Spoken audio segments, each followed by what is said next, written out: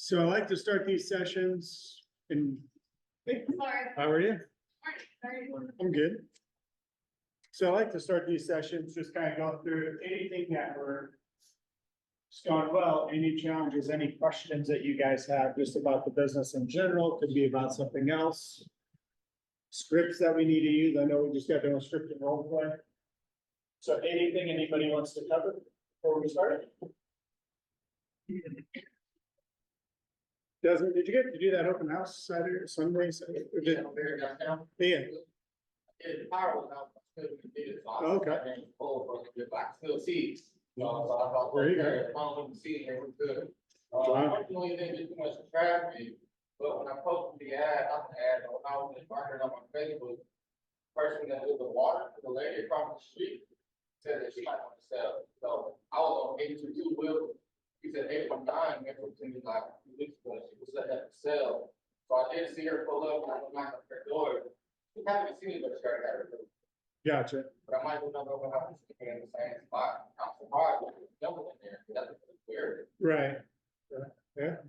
And that's a good area, but that's a good, like, why not go? Because again, somebody else may show up, right? Yeah. So, I didn't understand this as well. We had, oh, did you? Which one did you do for him? we had a condo out north.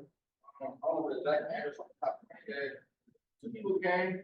It was pretty cool, but, it wasn't the best on the house, not like tender vision, where they're really down. Right.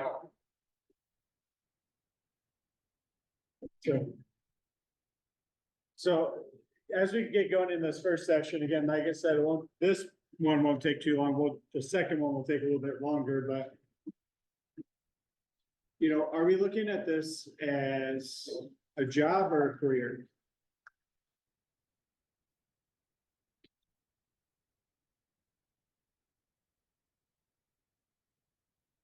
And that's up to you, because we have people that are looking at it both ways. And there's no right or wrong. It's just, we want to be able to provide you with what you need to succeed. So we need to know, like, is this going to be a job for you or a career?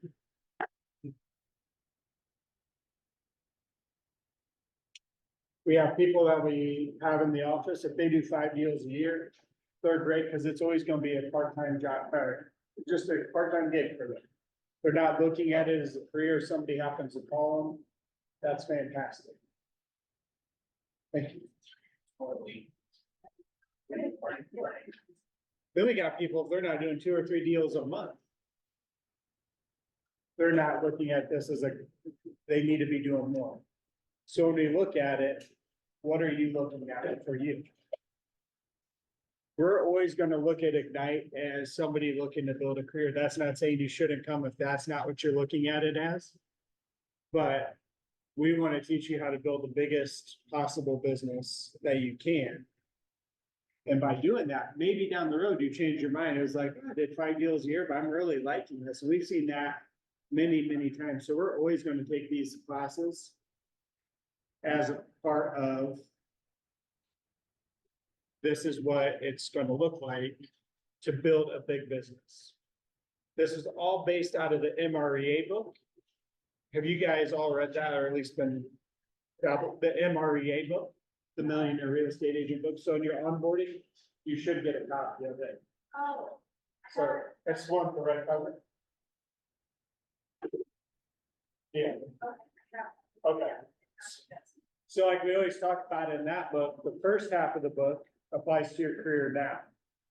Second half of the book talks about how do you build a big team? How do you take that business and get to where you're making $1 million a year in commissions? So read the whole book. We have agents that read it once a year, just kind of as a refresher. But the first half of the business, or first half of the book, is what this is geared towards. We have to become a real estate expert. So when you hear that term, what do you guys think of? Mm-hmm. The marketing, you're talking about, that need to be a resource for you. You're not a recommendation to yourself. Okay. Right, you, Tracy?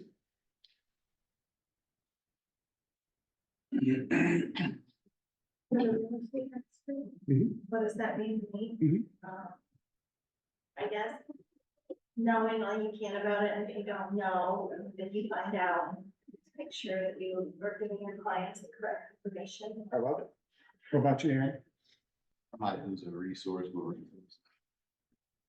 in real estate. Okay. Really, like, know your market, know the trends. Yeah. Yeah. So, I mean, some similar, some very different ideas, and there's no right or wrong, but what I can promise you is just knowing what you can find on a website like Zillow is not gonna be enough. There's lawsuits galore coming after buyer's agents saying, you guys don't really do anything for this money. Well, bad agents don't, but good agents, well, that's an investment, that's a savings by having that person look out for you.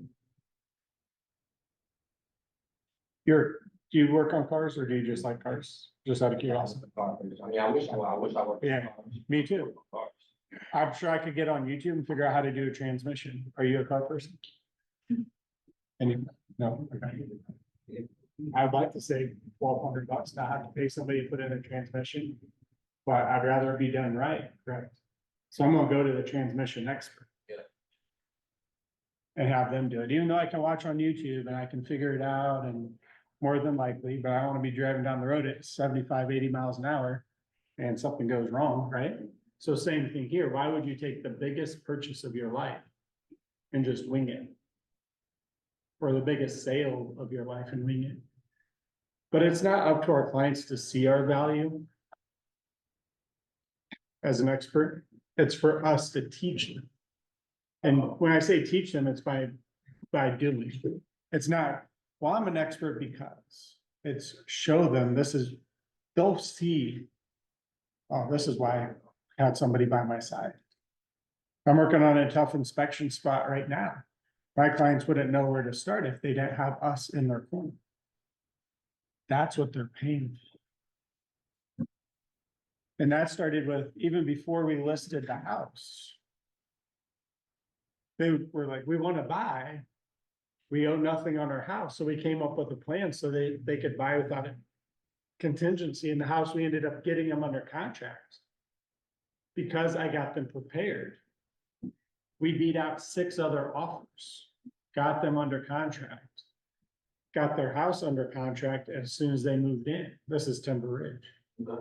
Now we're working through a deal where, these people wanted a boatload and closing costs, so we negotiated that down, saved the money there. Now we're working through some inspection issues. My clients are they field my phone call, listen to what I have to say, and I've built up enough trust.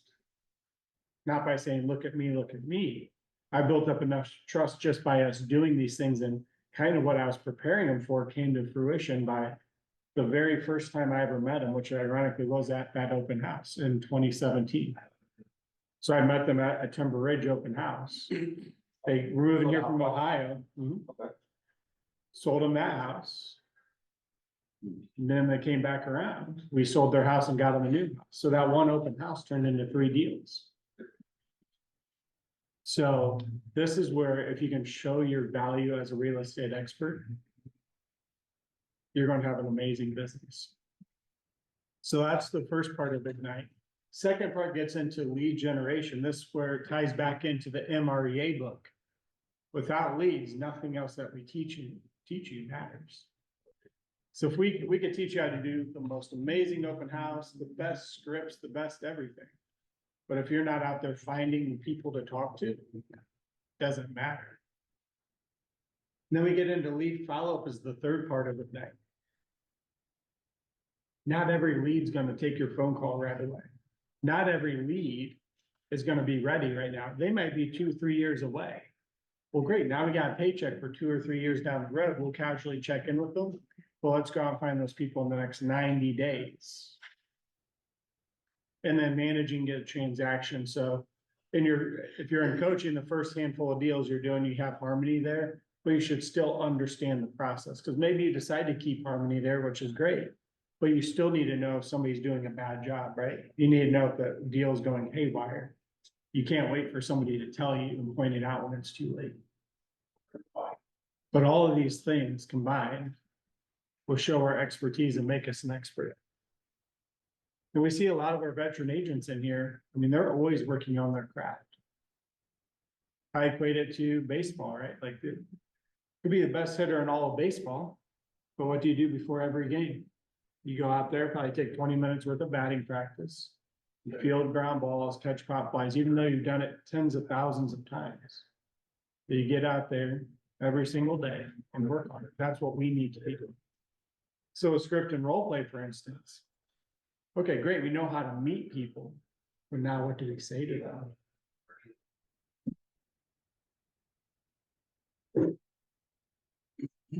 So this is a breakdown of each of those sections. So again, there's 20 sessions. So every Monday, starting at 9 o'clock, we'll have script and role play. Ben will gear that towards today's Ignite sessions. And then at 10 o'clock, Ignite kicks off. So today we're doing session 1 and 2, like I said earlier. Next Monday, we're closed as an office. And then we'll pick up on session 3, 2 weeks from today. And then every Monday without fail, we'll have one of these sessions.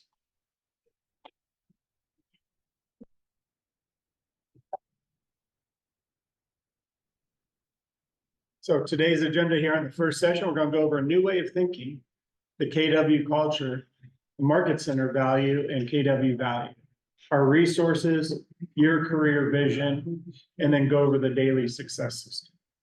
And we'll do that at the end of session 2.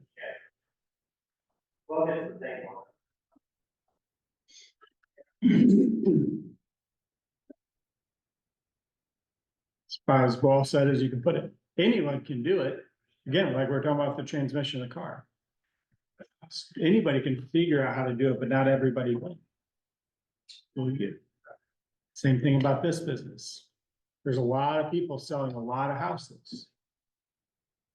Why can't that be you? Are you willing to put in the work to do it? So 6 personal perspectives. This ties into an actual class that we'll have. I forget when it is. I want to say it's in April at some point. Perhaps May, called 6 personal perspectives. But this is the core of a lot of the KW value and culture. Commit to self-mastery. Commit to the 80-20 principle. Move from E to P. Be learning based. So by being here, you're showing that you're learning based. Remove your limiting beliefs and then be accountable. Just like going to the gym. If you don't have somebody there pushing you, there's going to be days you don't want to go and you won't go. But if you have that person there waiting for you to join them and work out together, you'll be going. But this is a KWU level class and it's a 6-hour class. There's about an hour on each of these topics. It's probably one of the best trainings we give.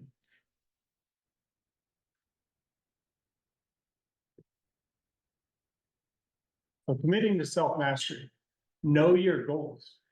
So we just went over this the last couple of weeks inside a command.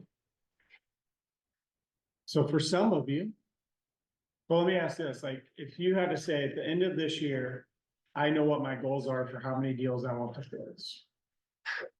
Do all of you know that number? By the end of the year, yep.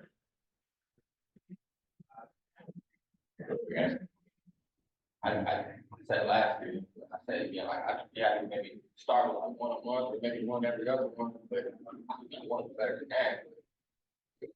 So like 1 a month, I'd be happy right now. Right. Okay. Might be reaching because it's my first year, but 6 to 10. Okay. 6 to 8. Sorry, I skipped over you.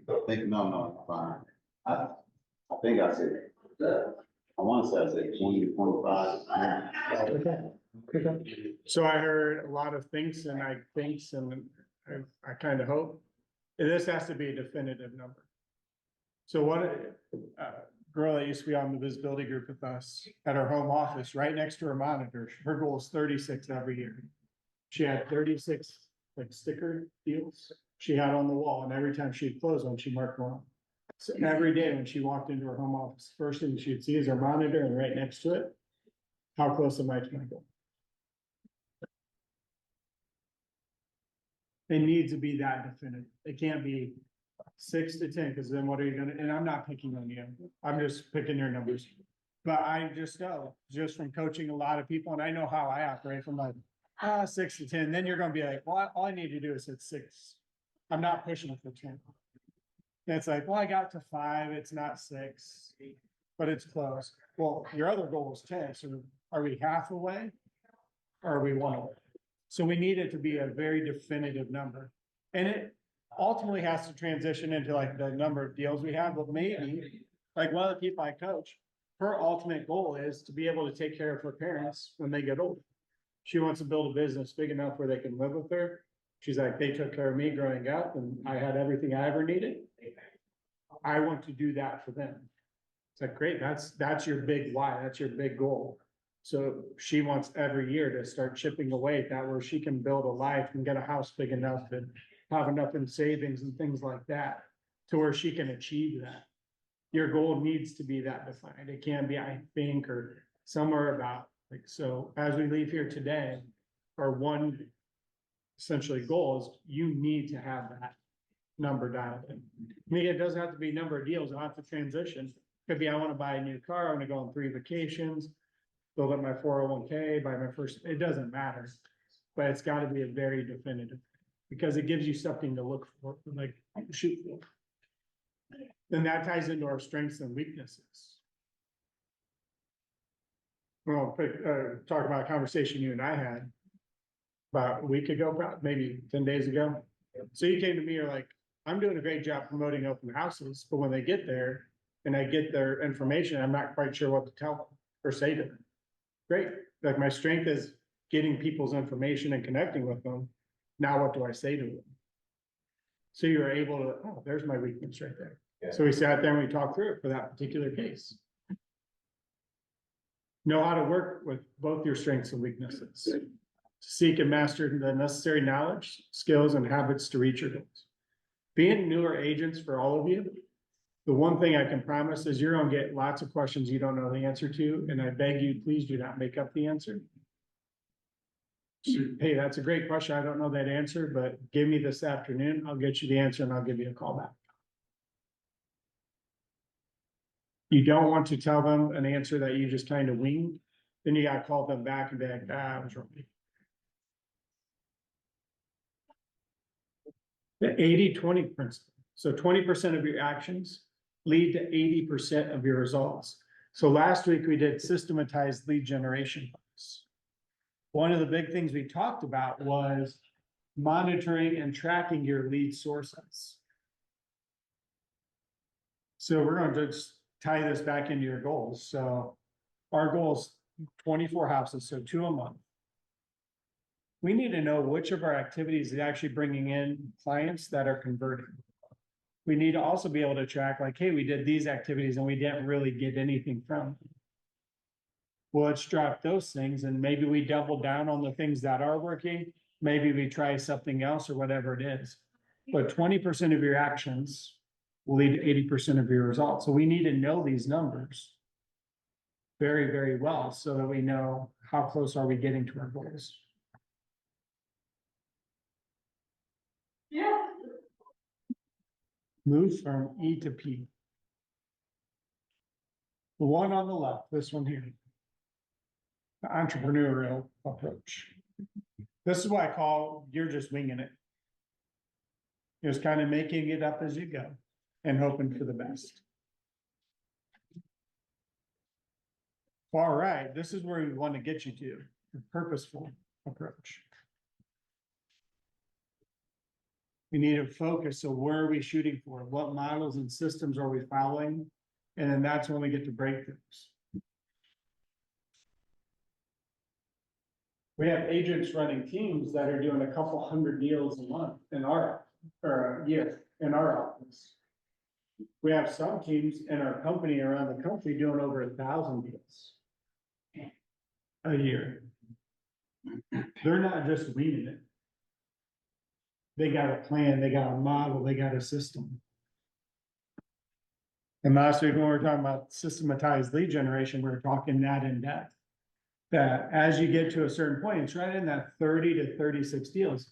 That's when, according to the MREA book, you need to probably bring in an admin of some type, as a transaction coordinator or whatever it is. Well, you need a system for that person to go in and follow. So as you work from deal 1 to 36, you should be creating that system, so when they come in, they know what model they're following, what system they're following. And then what if that person leaves? You don't want to have to recreate it. You just want to be able to plug and play that next person in, right? So I'm sorry, so after 36 deals, that's where the work becomes so much you need an Yeah, assistant. somewhere in that 30 to 36, and since you're working another job, it may be a little bit less than that. But if you're a full-time dedicated real estate agent, just statistically that we've seen somewhere right around that 30 to 36 deals. And what we always tell people, it's like right around deal, when you're getting about 30 deals, start looking for that admin, because it may take a while to find somebody to click with, work with. Last thing you want is you wait till you're at like 40 deals and you're sinking, and you're just underwater, and then you bring somebody on and they're just trying to get the water off the boat kind of thing. You don't want to wait till you're at that point, because it's just not going to benefit either of you. So right around that 30 deal mark, start finding the person. By the time you're averaging about 36 deals a year, you should be able to afford to bring that person on. The idea there is it's freeing up enough time that, I won't be able to say. okay, take care. So it's going to free up enough time that essentially the cost of their employment or their cost of being a part of your team, you're going to be able to close more deals to offset that. And they're doing, I'm sorry, I'm brand new. So, yeah, no, you're fine. So they're like managing, the best place to start is somebody managing the paperwork of your transaction. So if you don't have so if you have harbor leave, would you still need an assistant? No, so because they're doing it from the get-go for you. If you kept them on board, now maybe you get to write around 36 deals, maybe you hire a buyer's agent. Because you're bringing in enough listing opportunities, you want to just focus on listings. And they just go out and actually show the house, or maybe it's just a showing agent. So there's a lot of things that you'll see in the back half of the MRE book. There's a lot of approaches that you can take on that front. So, and everybody's gonna be a little bit different, like I like working with buyers. I actually prefer buyers over listings, but in the MRE book, they want listings, because they do, it's more money, less hours. We have agents, they can't stand working with buyers, they just want to work with listings. So that's where maybe I'd be a great buyer's agent for that person. So everybody's got slightly different on what they want to focus on. And that's where as you get going in this business, you'll be like, I really like doing this and this. I really don't like this. That'd be a great thing for an admin to take off quickly. Now, the thing with Harmony though, is all they do is manage your transaction. Maybe you want something more than that. So maybe you could bring somebody on that does what Harmony does, but then they also do some more stuff. Maybe they're like your social media person. Yeah, 2 deals a month won't be enough for like full-time employment, right? But maybe they do your transactions, they do your social media planning and coordinating and actually designing your stuff. Because you're like, I don't like that stuff. I'm not good at it or whatever.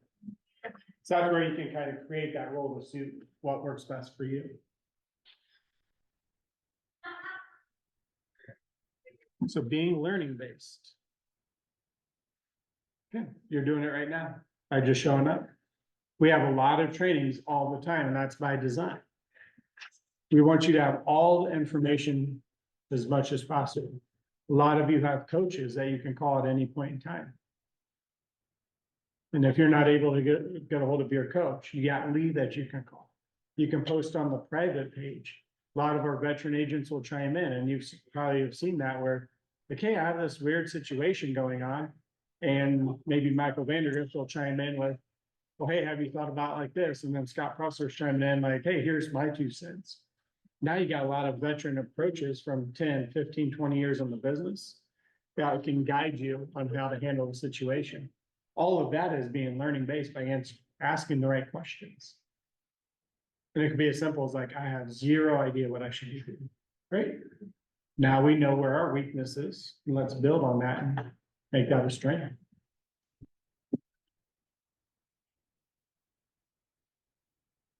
This is where we should operate from.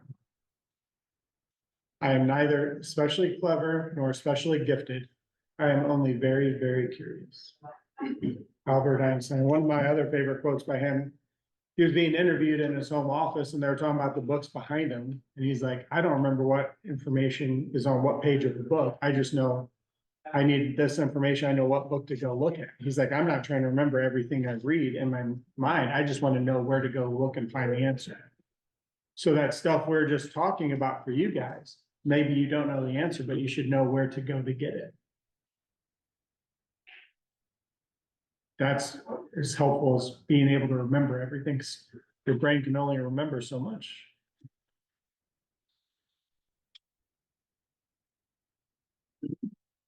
Remove your limiting beliefs. So many times when I start coaching people and we have new agents come in, they're like, I could probably only do 5 deals a year, that's it. But why? Well, and then you'll hear their limiting beliefs start. It's like, well, if we're putting ourselves behind the 8 ball to start with, that's a tough spot to come out from. Make sure that you understand that we have all the resources for you to be successful, but we can't create this for you. Like you have to believe in yourself and being able to do this job.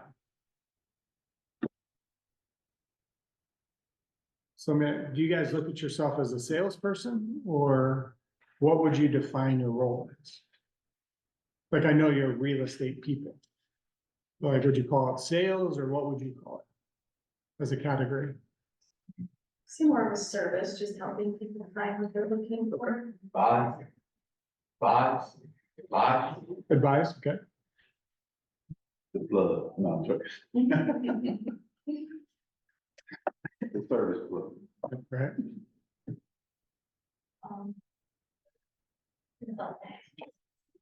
All of that together, I call it a consultant. Our job is not to make a decision for our clients, it's to consult them, to give them all their options, the pros and cons of each option, what we would recommend, but then it's ultimately up to them to decide. Where I hear the most limiting beliefs is when people approach it from, I'm a salesperson. I don't want to call this person too many times because I'm just bothersome. I don't want to do this because of that. It's like, it's all coming from like a sleazy salesperson role. It's like, well, if we're truly trying to help people achieve this goal that they've set out, then there shouldn't be any limiting beliefs. Because I'm the same way. I don't want to call somebody 30 times if I don't feel like I can truly help them. But if I feel like I can truly help them, then I don't mind calling that person. But it's what mindset are we coming at? Yeah, that's what you call again, next day, Hmm? next day, next day, next. So, well, perfect. Let's dive into that. So you guys went through this script this morning. Yep. Can you see that? So this is one of our favorite scripts we're gonna go over. So the Ford method, family, occupation, recreation, dreams. So you're doing whatever campaign or your open house or whatever, person comes in. You've never met him, never talked to him. The plan I always suggest, call him every day for the first 5 days. Sometimes leave voicemail, sometimes don't. Maybe when they don't answer, you follow up with a text. The next week 4 times, the next week 3 times, the next week 2 times. But you never stop contacting. Have you ever had anyone push you out because they're like, we don't know? Not cuss me out. I've had people like, I'm good, just please take me off your list. It's not a problem. You got my number. I won't reach out to you, but you got my number if I can ever be a help.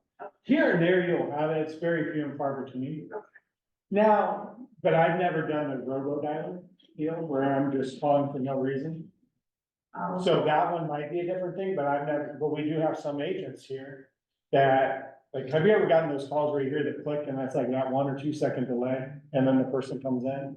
Those are usually what we call dialers. So they're just calling random numbers and they're just waiting for somebody to pick up. And that's what that delay is. I've never done that approach. Now, in that approach, you kind of get in a lot more. Okay.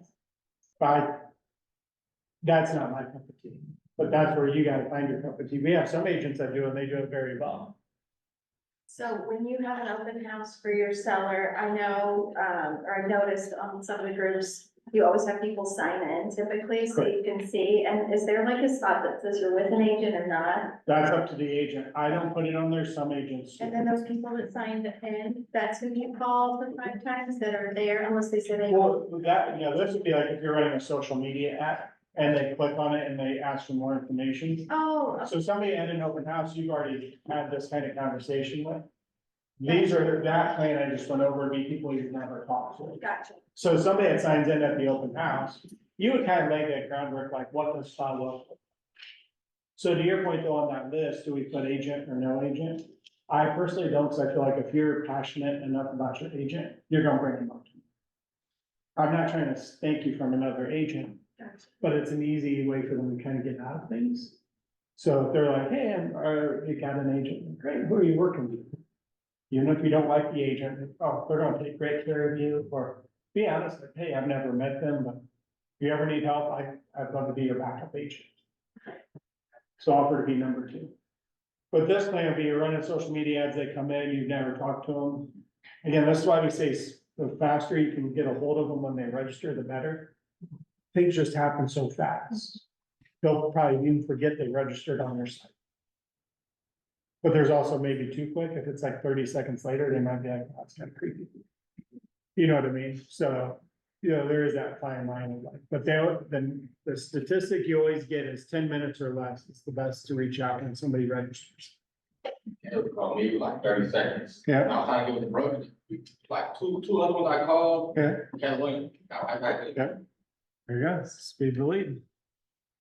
And we went over this in the class last week. Right around 70 to 80% of people interview one agent. Maybe 15-20% will interview 2. So this is why you don't want to quit calling until they tell you, I'm going to use you, or please quit calling. Because being first matters, whether it's buyers or sellers. Being first matters. Then be accountable. Don't be afraid to hear the bad news. Don't be afraid to hear, this is where we need to get better. You gotta acknowledge that reality. We all know people that are more on the left side of this.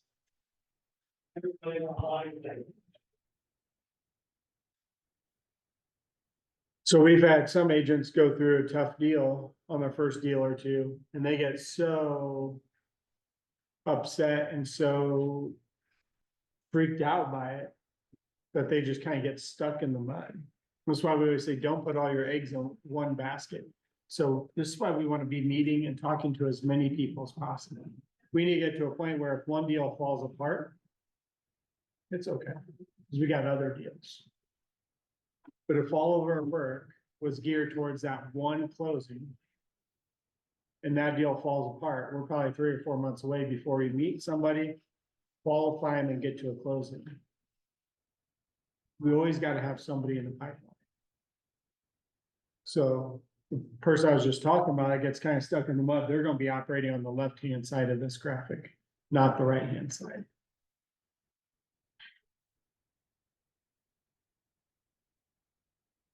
And happiness is not an individual's fault.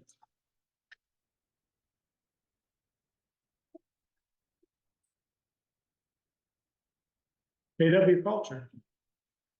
There's a reason we have that right there on the back wall, as far as our training room goes. This is the essence of the company.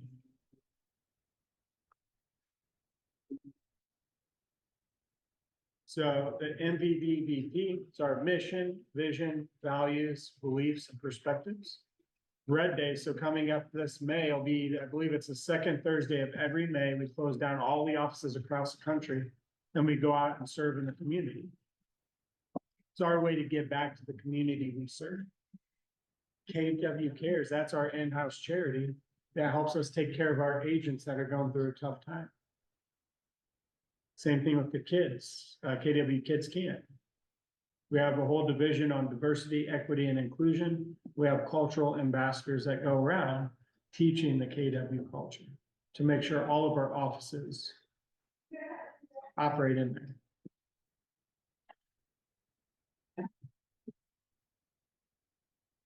So here's our mission. To build careers worth having, businesses worth owning, lives worth living, experiences worth giving, and legacies worth leaving. So again, in this, we look at you guys as a business owner. We want you to look at this as a career. So everything we teach is towards you doing as much as you possibly can and then some. Our belief system. All of these tie into each other. So win-win or no deal. Even if it's an agent from a different brokerage and their clients, we want them walking away from the transaction, feeling like everybody got a fair shake. That means by doing it with integrity. Customers always come first. I always like to point out, it does not say they're always right, but they do come first. Even if this is not a full-time job, when you get to your real estate time, you have to be fully committed. Communication, seek first to understand. We've solved a lot of arguments that would not have needed to happen by trying to understand first where the other side's coming from. We just had a tough deal with you. I mean, it didn't get any better, but at least we tried to understand from their perspective first. And then we decided how hardcore do we got to go after this.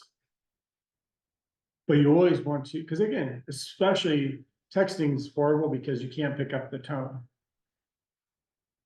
So you could easily misconstrue it. That's why I always think over the phone and in person is better.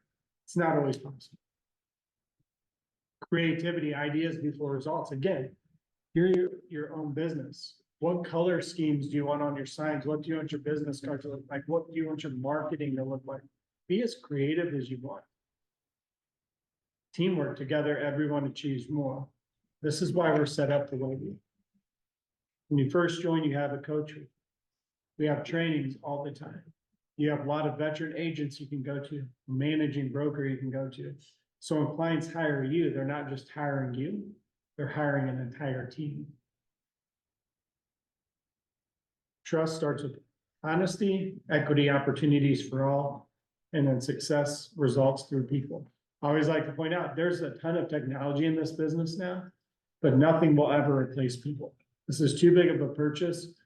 Most people are not okay just going out and winging it by putting an offer in sight unseen and things like this. They want somebody by their side to help them make the best transaction possible.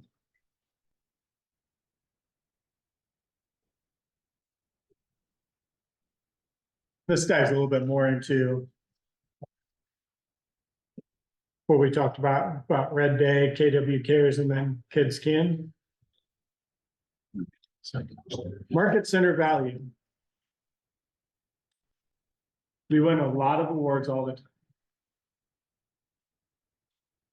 In 40 years' time, so this past year was our 40th anniversary. We've become the biggest real estate company in the country, if not the world, by doing the things that we're talking about right now. A lot of our competition's been around for over 100 years. So there's a reason we've been able to do this. We just say, this is how our ship's going, and it may not be for everybody, and that's okay. But this is how we're running our ship. And it's worked out well. Training and coaching. So the KWRGF and KW-training.com. We have a lot of our local training on there. We have a lot of national training that are Zooms. So like Scott Leroy Marketing will teach you a lot about command. YouTube, we have some instructors teaching about command, and we have Mallory here talking about command. We have these classes on lead generation and Ignite and things like this. Like tomorrow we have a team meeting. Our next team meeting will be an agent mastermind. February 1st, we have somebody coming to lead another training. Every week, there's going to be at least 3 to 5 trainings in person you can come to. Just about every day, there's going to be a script and role play. You should be joining that as much as possible. Coming to as many Ignites as possible. And then on KW Connect, you can find even more training. So you can get to this right from inside Command. There's a link straight to Connect.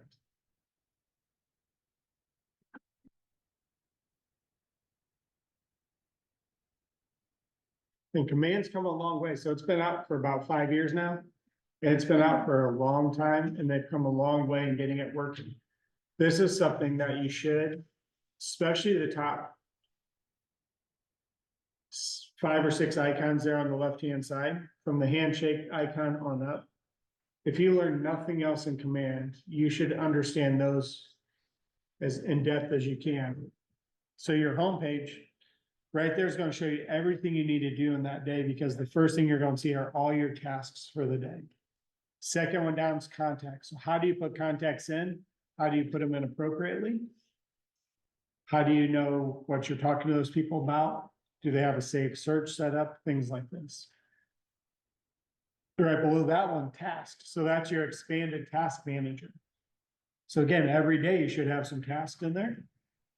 And you should go through there until that list is empty. Smart plans. Like we talked about earlier this session, we're gonna come across people that they're not gonna be ready for 2 to 3 years. That's fine. Put them on the smart plan, they'll automatically receive touches from you. Referrals. We always talk about everybody in your phone as a potential business. So we have a lot of people kick back. I'm from Ohio, I'm from California, Arizona, whatever it is. Great, talk to them too, because if they're looking for something, you can connect them with an agent out there. Make 25, 30, 35% on a referral by making one phone call. Yeah. Then the handshake icon, that's opportunities. That's how we track our pipeline. That's how we do all our contracts. That's how our goals are set.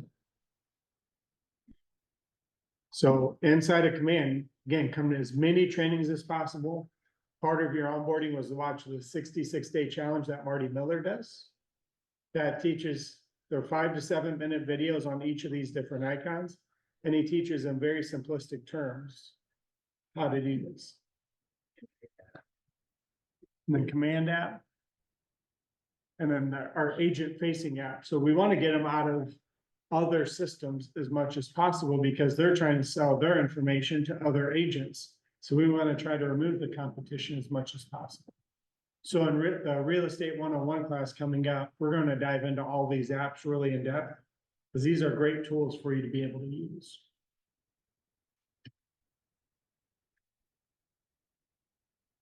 So language of real estate, you'll hear us talk about this a lot. I don't know if it matters to our clients, but this is good for just your internal knowledge of becoming a real estate expert. How are we doing compared to the market as a whole? This month versus last month, and then this year versus last year.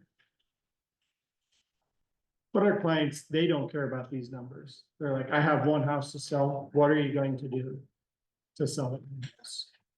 But you could get this information from either Ben or Lee if you'd want to see it.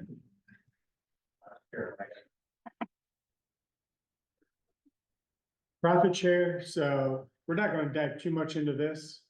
But this is just a way for you to make passive income, but just know that this is an opportunity.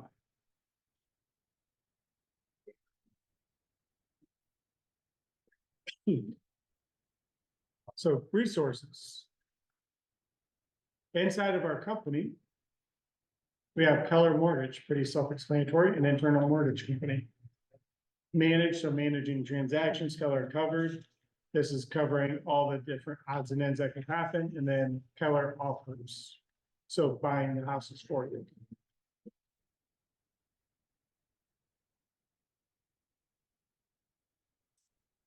We're going to pause for about 3 minutes here. And then I want you to think about this. Then when we come back here in a few minutes, we're going to start session 2, but I want to just write this down. This goes back to our very first slide. What goals are you setting for yourself?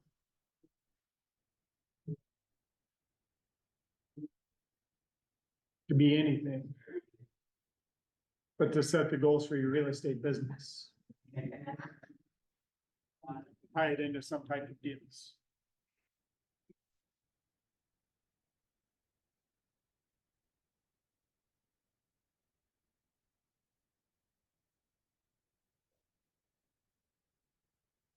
And I won't make you read this out loud because this is just for you. Could be something personal, could be something professional.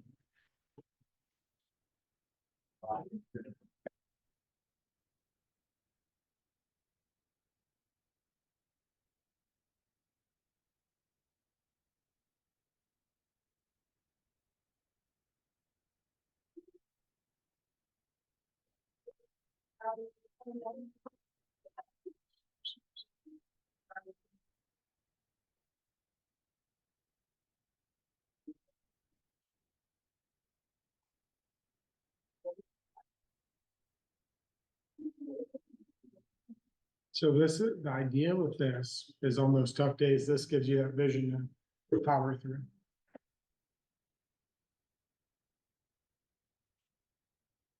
Call this your big why. So we talked about this at the business planning clinic back in October.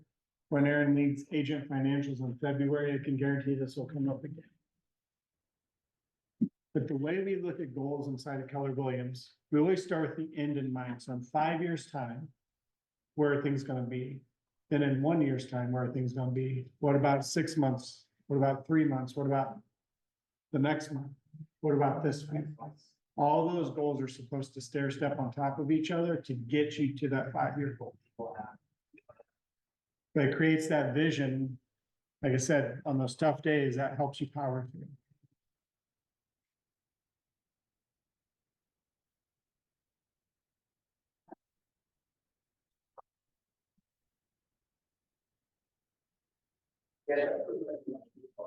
And then this is just kind of a vision board that you can create for yourself, an example of what it is. So the big life in the middle, what we were just talking about on this last slide, it's got to convert for a real estate goal or whatever into some dollars or deals. So that's what would go into the middle. And then these offshoots would be what you can accomplish. So is that the amount of, That's it for this example, like, correct, this is what you'd be bringing home at the end of the year or 5 years or whatever your big why is, your big life goal is.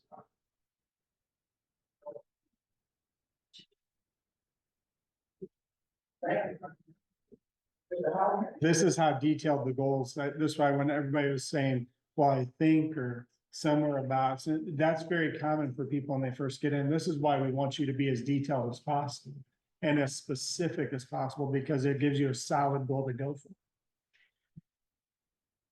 So otherwise, it's just too easy for you to be like, well, it's close enough.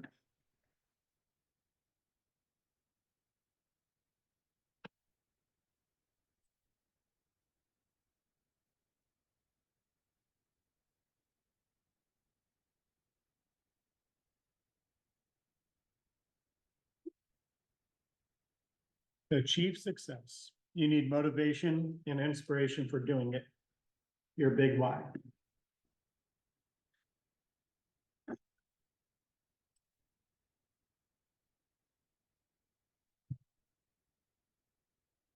Stick quick coffee break.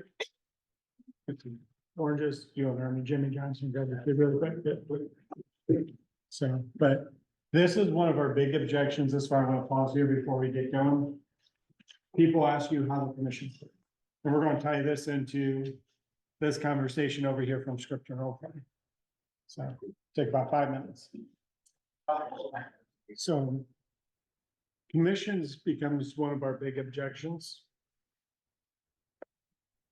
And this is where this script right here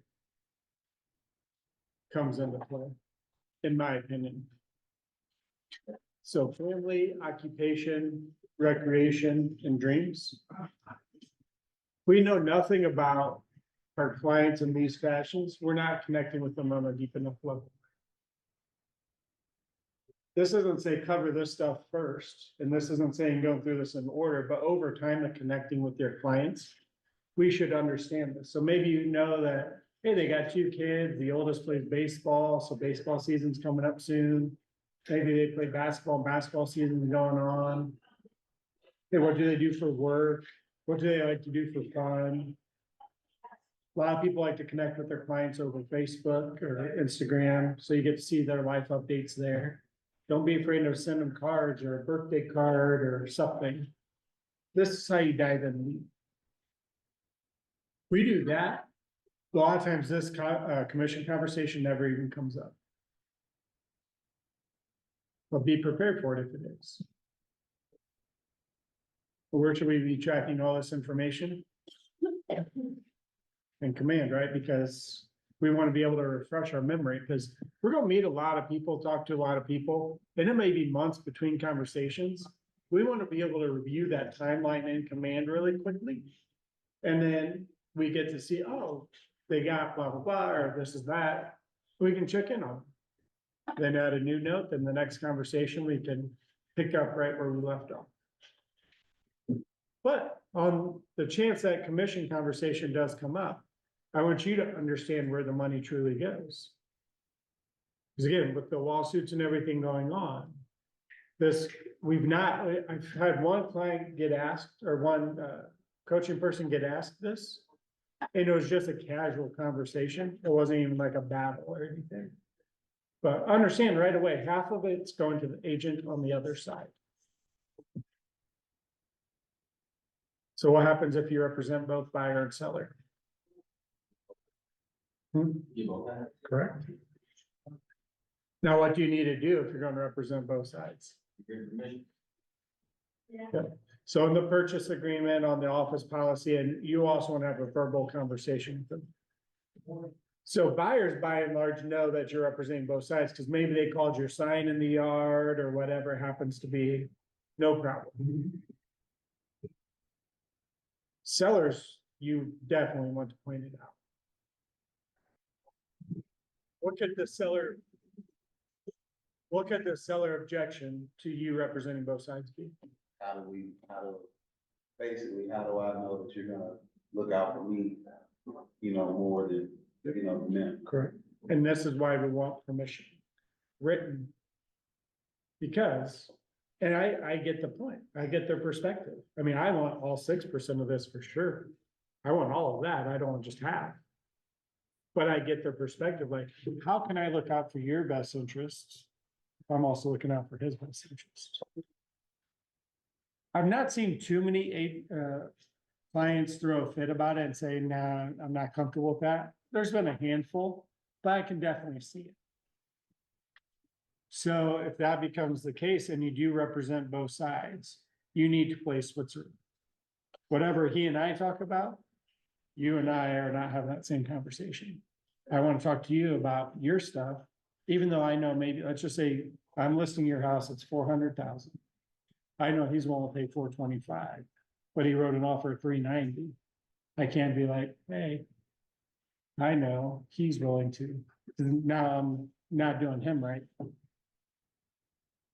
So that's where it gets very touchy, representing both sides of the deal, because I know stuff that you and I have talked about that I can't tell him. And the same thing. And there's an actual form that they vote. Built into the purchase agreement that marks, and then on our office policy document as well. So they're actually signing it in both spots. But I always point it out in a verbal conversation as well. Like I said, buyers by and large know who the listing agent is, and if they called your sign, they know you're representing the seller. But you still want to make sure that they understand they know what that means. Sellers don't necessarily know, because they may not look at the top of the purchase agreement that shows the agent's name. So, but again, in this case, we're just operating under there's a different agent on the other side. So the market center gets a portion. Business expenses, so setting some aside for marketing that you spent on your listing.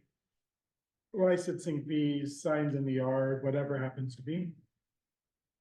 Please don't forget about your taxes. Because you're a 1099 employee, so it's up to you to pay your taxes. So at the end of the day, that's what you bring home. So you go from this, that. I've heard of some agents taking like $6 bills to represent this, and they just keep pulling a dollar bill off the table. So, but again, if we connect with our clients on a deep level and get to really understand their motivations, get to know them as people, a lot of times this conversation never even comes up. Out of my 4 listings right now, only in one of the listing appointments did commission even come up. And what do they normally ask? What's your commission? And I just answer them like, hey, our commission is this on visibility group, and this is what that's paying for. And I just go right into like, hey, here's the value that you're getting for that. Rarely have I gotten too much out of all this. Most times it's like ramble. But, yeah, I just typically do the north, standard 3%. And you want to stay away from that term? Right, the standard now, you can't say standard no more, yeah, so. Typically we do 3%, that covers. Hey, James, can I bother you for a second? So in listing appointments, do you get a commission question a lot? Like when you're in a listing appointment, like, hey, what's your commission? And if so, how do you handle it? Terribly often. Okay.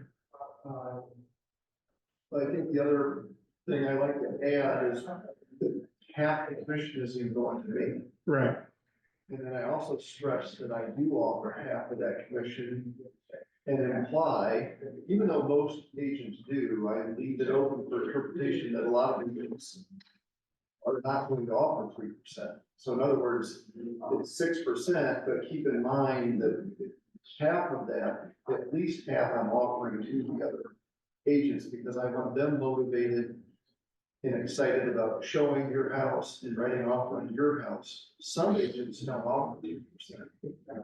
True statement. Some agents only offer 2.5% or 2%. And with me, we're gonna be offering 3%. And then, you know, I have to say something about the value proposition. Yeah. Touching on what I'm going to do. But I think sometimes they think 6%, do the math, you're getting 6,000, this $100,000 house, you know, I want them to know what the process is. no, I think on the or on the listing agreement too, it gets a little confusing. Cause it has the total commission in 3 spots. And then right below that, it's what are you offering to the buyer agent? So it's 6%, 6%, 6%, then 3%, then it also almost looks like, now my clients ask me, I'm not paying you 9. Oh, no. It's just, it's worded weirdly, so you may get it when the contracts come, but. So.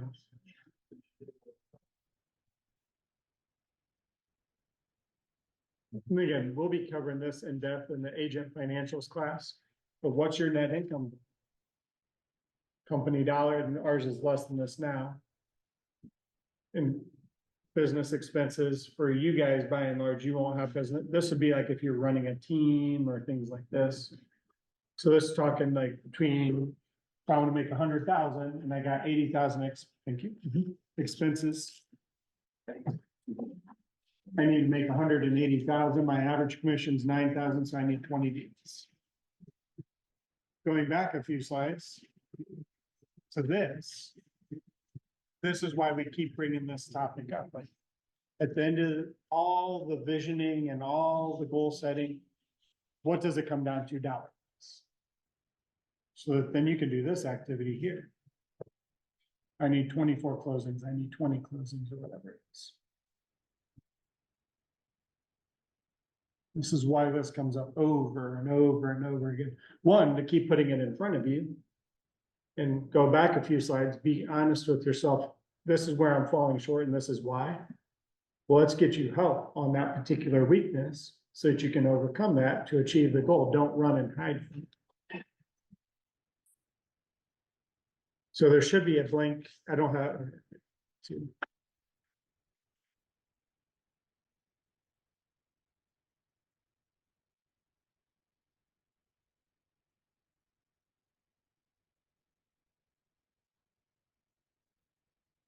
So on page 1.17 inside of your guide is a blank version of that.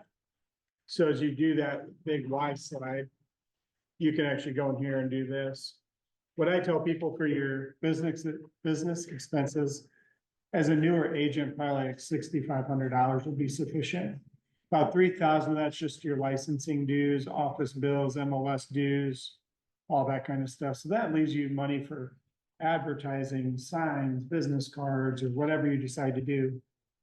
Leaves you As a in newer agent, you put like 4,500. 6,500 is what I would recommend, but it'd be up to you. It's what you're willing. But plan on 3,000, whether you sell a house or not, you're gonna have 3,000 just in licensing, NAR dues, MLS dues, office bills, things like that.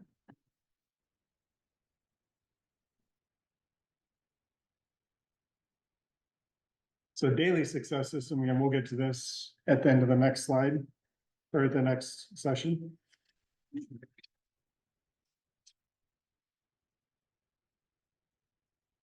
So this is on page 1.18 of your guide. Powerful conversations get results.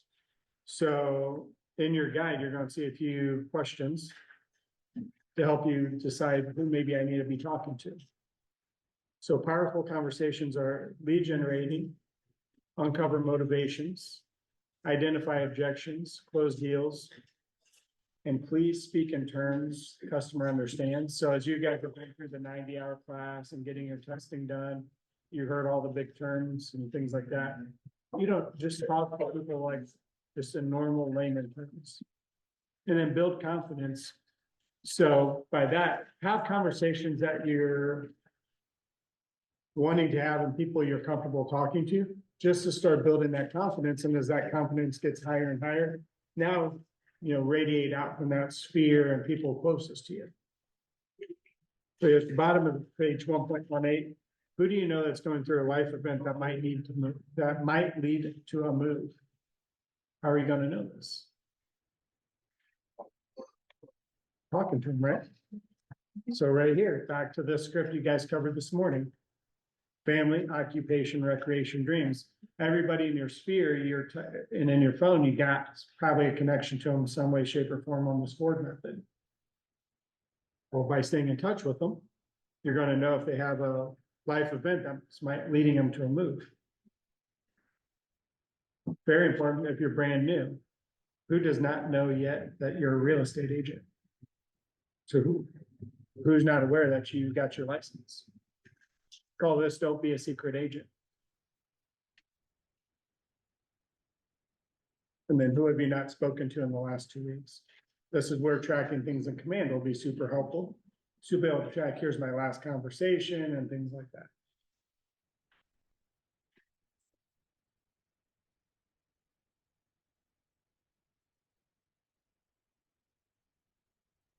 So sphere definition, people you have met in one way, shape, or form.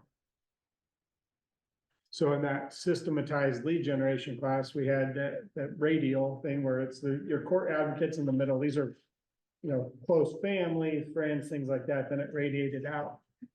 So you can see where on the outside of that sphere circle, maybe it's people you've only met once or twice, but you've at least met them before. This is what we call catching your sphere on the move. On average, every 7 to 10 years, people move. So they're moving at the top. And then you can see the waves. This doesn't mean wait every 7 to 10 years to reach out to them. Should systematically stay in touch with them during that 7 to 10 year window. That doesn't mean you got to talk business every time you talk to them. Again, back to this script right here. How's life going? Excited for the lake season coming up in a few months. Can you believe the football game if you know they're a football fan of a specific team? These are all things you want to get to know. Your Dolphins had a rough night last night. Couldn't catch a break, like that. So you're seeing stuff that they're wearing, maybe pictures in their house.